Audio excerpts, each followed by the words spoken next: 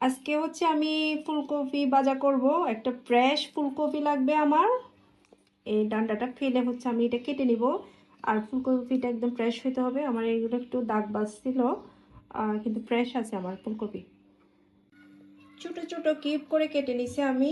একবার হচ্ছে আমি পানি দিয়ে ভালো মতো ধুয়ে নিব।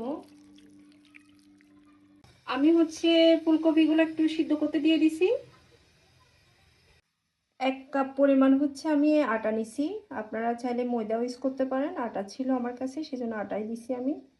পরিমাণ মতন হচ্ছে লবণ দিচ্ছি, চামচের চাইতে কম হলুদের গুঁড়া, আধা চামচ মশলার গুঁড়া, সামান্যটুকু হচ্ছে ব্ল্যাক পেপার, আধা চামচের থেকে কম হচ্ছে লাল মরিচের গুঁড়া।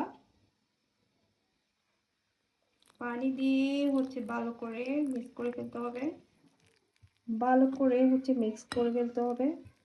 আমার হচ্ছে মিক্স করা হয়ে গেছে। এরকম পাতলা করেই করতে হবে। আপনারা হচ্ছে পানির পরিমাণটা আপনার দেখেই দিতে হবে।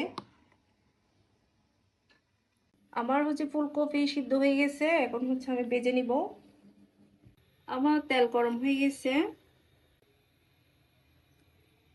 এখন হচ্ছে ফুলকপিগুলো ভালো করে মিক্স করতে হবে।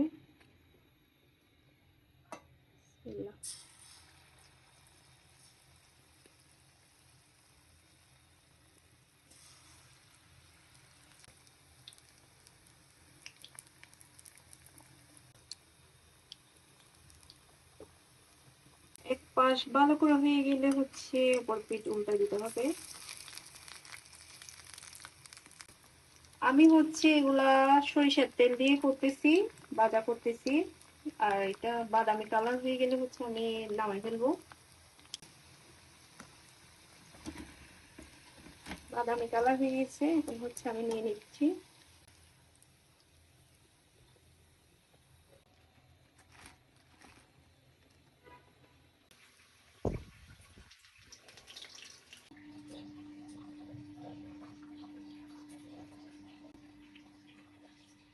হয়ে গেছে আমার পাকুড়া।